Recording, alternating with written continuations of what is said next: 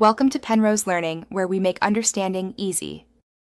You start by opening the Styles pane and locating the heading styles you will change. This lets you target numbering precisely. Once done, save a copy so you can revert if needed. Make sure to check Document View. Outline or Draft helps you see levels quickly.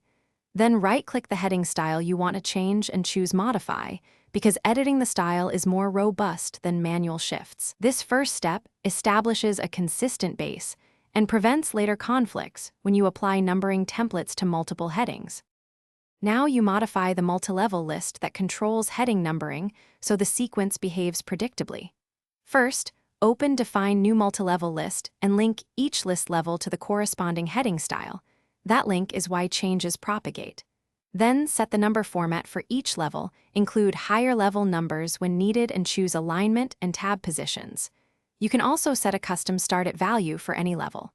Once configured, apply the list to headings and scan the document for unexpected resets or skipped numbers. Finish by ensuring all heading instances use the updated style and numbering.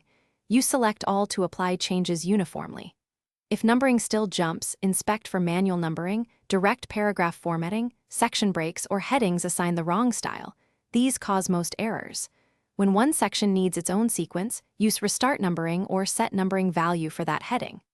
If things go wrong, revert to your saved copy, check linked styles, and relink levels. This usually restores consistent, predictable heading numbering across the document. Thanks for watching. If this was helpful, leave a like and consider subscribing. See you next time.